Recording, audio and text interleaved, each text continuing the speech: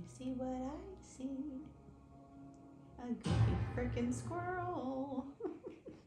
You know, I have to say, echo something that I once heard Rocky Kanaka say, which is that sometimes you don't really feel like coming to the shelter because it's kind of a tough job, you know, the dogs and cats are in the situations that they're in. But then there's days where you come in today even though you didn't feel like it. Again, me, because I'd been sick and I wasn't sure if I'd have the stamina. And we learned how to clean the cat enclosures, and we got to spend some time with some cute little kitties, so totally worth. I have to video him because he's so beautiful and unique of a moth. Do you guys see that? I can't remember the name of them right now, and when I get to editing this video, I will include it, but they are the coolest looking moths ever. Anyway, this is just while I'm volunteering, but you know, if I'm going to be helping cats and things too, I can't ignore the little flying friends, so anyway, they're very cool. I promise they're very much alive. They're just weirdly like, why am I outside now? I saved them from the cats eating them. I don't know what it is. I'm seeing the coolest moths today. Look at that. I mean, seriously. That is one of the most unique things I've ever seen, I would say. That is very cool. And it's just a teeny tiny moth, but wow. Look at the colors. Man, nature's so cool. And then there's this one too, which again, whoa, wow, they're flying at me as we speak. That one's one of the coolest ones I've ever seen as well. I mean, wow, what a cool breed of moth, hey? Wow. The things I see. It's a shame my camera's not focusing.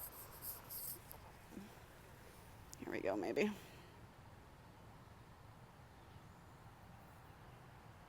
You're all right, bud. You don't have to keep obsessively flapping, you know?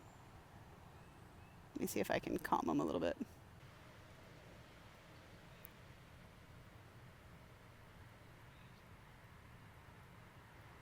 Really so beautiful.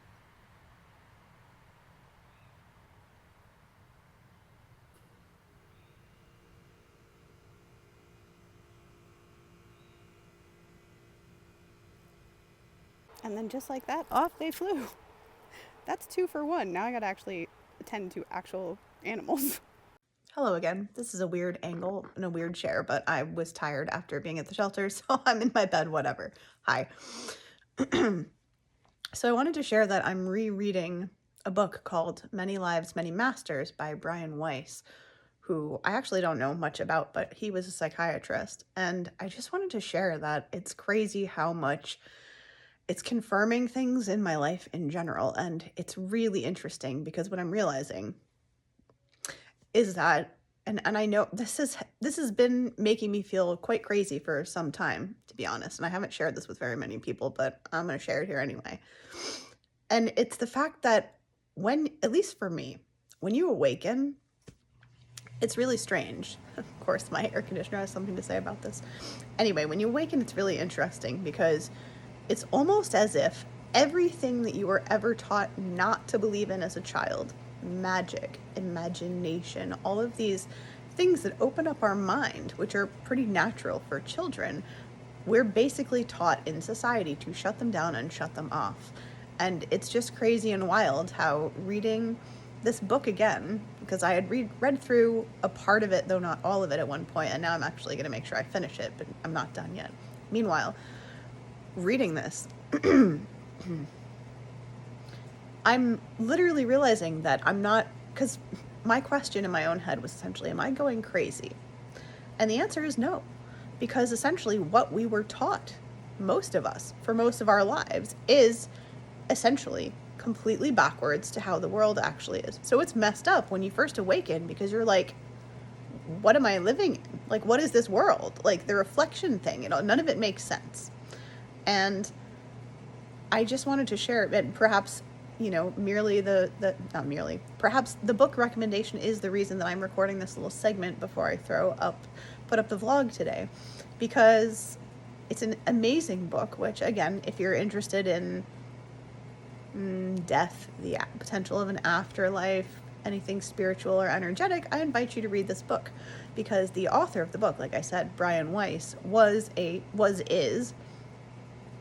actually need to look at if he's still alive. I imagine he is, at any rate, was a traditional psychiatrist and had some pretty cool experiences which allowed him to basically understand that what we begin to understand when we awaken, that there is this whole other energetic world that's around us all the time, even if we can't physically see it or touch it, that it's there, and all this other stuff that we learn when we awaken. You can feel like, I have lost my mind, like this is crazy, because it feels like you're playing pretend, and that's not what we're supposed to do, right? So I just wanted to offer that perspective share that it's crazy. And if you feel crazy and you've just recently woken up, however you want to put it, into spirituality, and you're discovering, who am I? What really, who am I inside of the skin suit? And things like that are going through your mind, then perhaps you may find this book interesting. Again, it's called Many Lives, Many Masters by Brian Weiss. And as I said, he's a traditional psychiatrist, and he had some pretty interesting experiences with a patient of his. And he had treated many, many, many, many, many, many, many patients before her. So I wanted to share that, I guess, this message as well, that you are not alone if you're just waking up. You really are not alone. And this feeling that you're perhaps playing pretend or playing make-believe is not actually real. It's because if you've ever seen The Matrix, this is one of my favorite movies, there's a scene where they're rebuilding Neo. They pulled his body out of the Matrix, and they're rebuilding him in like a very literal sense. And there's a scene, I don't know if you remember, if you've seen this, where Morpheus and the guy who's rebuilding him are standing over him and talking, and he kind of comes to for a minute, and he hears them sing, and he opens his eyes and he says, "Why do my eyes hurt?" And Morpheus and the other guy kind of slightly chuckle and look at each other, and then look at him, and they say, because he says you've never used them before. And awakening is kind of much like that. You realize that this whole world that you thought was make-believe is actually real, and in fact has a lot more control, I guess you could say, than many other things, i.e. our subconscious, and so on and so forth. So at any rate, if you're interested in a read, give that a read. And I wanted to share that the perspective it's offering me is very comforting. It's that I'm not crazy, I'm not alone, and that these experiences, which, I've read other books about, and some of which I somewhat understand myself, or have some of which I've experienced myself, that no, I'm not going crazy. I am in fact just connecting to what is out there. So I hope you have had a beautiful rest, or that you do have. I hope you have a beautiful rest of your day or night whenever you are seeing this, and I will see you beautiful cats in the next one.